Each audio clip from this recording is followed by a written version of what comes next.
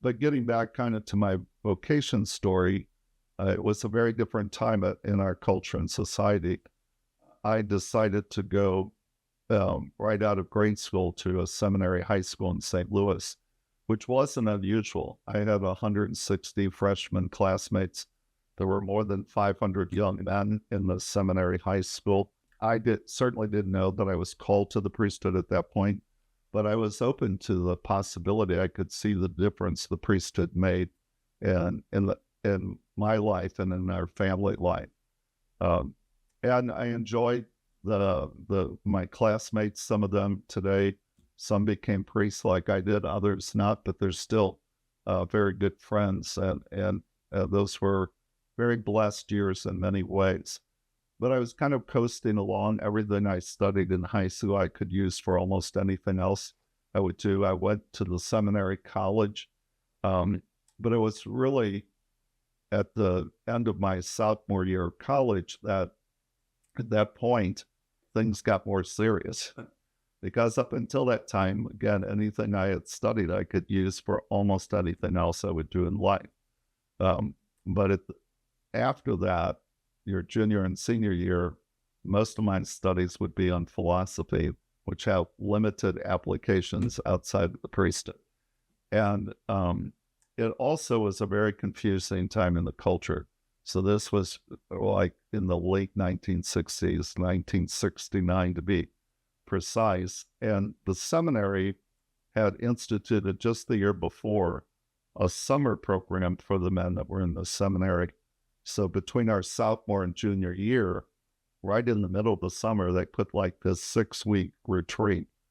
Well, I and a number of my classmates, we didn't think this was a very good idea because we had to earn money during the summer to help pay for our tuition to the seminary. So we talked to the rector about this and said, we think this is a bad idea.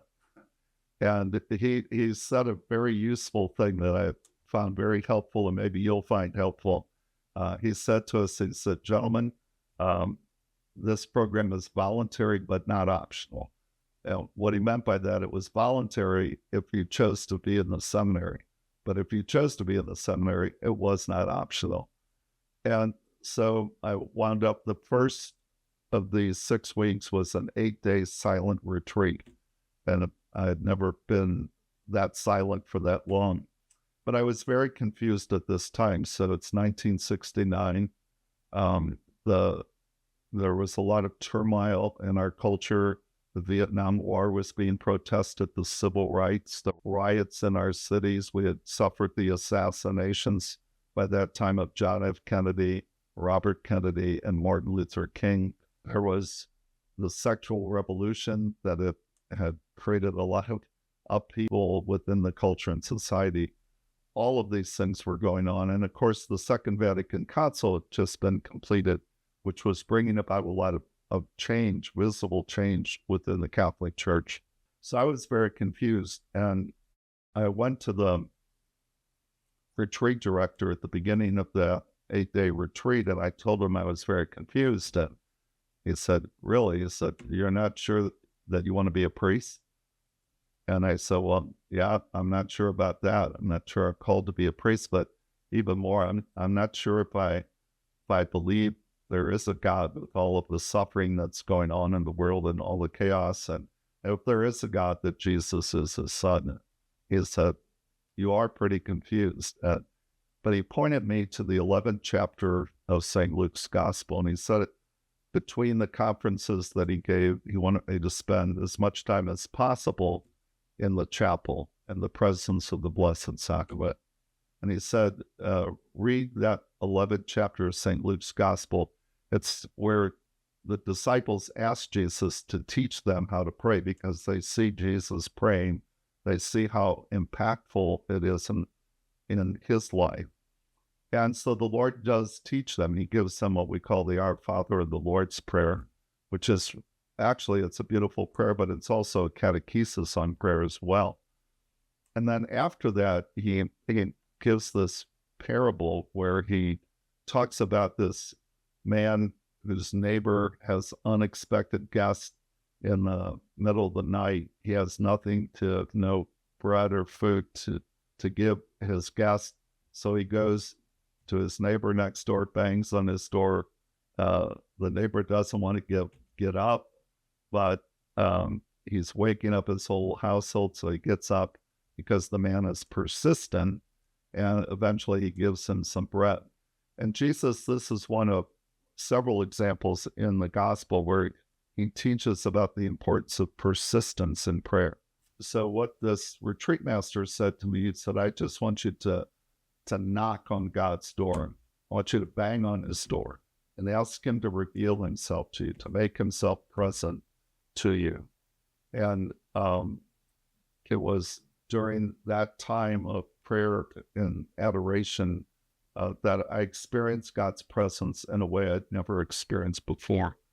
I mean, our family, we went to Mass every Sunday. I went to Mass every day of the week, even on Saturdays. At that time, it was before we had vigil Masses, the Sunday vigil Mass, but my mother expected us to go to Mass every day. There was no reason to miss Mass. And we had prayed the family rosary every night. That was part of our ritual in the family itself.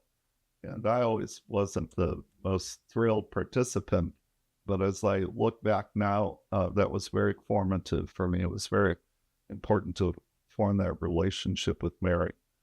And so out of this silent retreat, it became clear to me, and then the next 5 weeks, that there was nothing more important I could do with my life than to lead others to hopefully experience this God who loves us into existence and desires to share his life with us, desires to have friendship with us.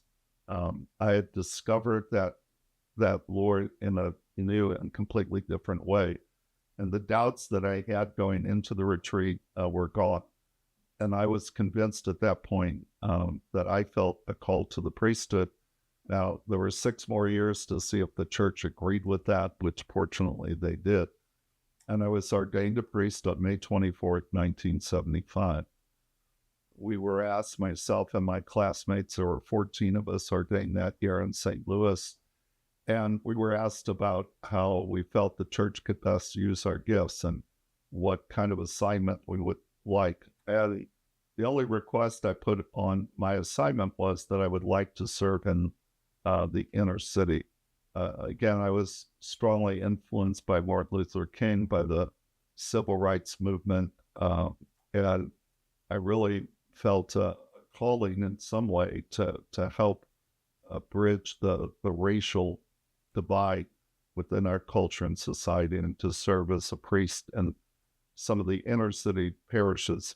I didn't know at the time that when you make these requests on your personnel form, that probably they're not going to be granted. And so my first assignment was to a suburban parish on the very near suburbs of the city of St. Louis, St. Dominic Savio.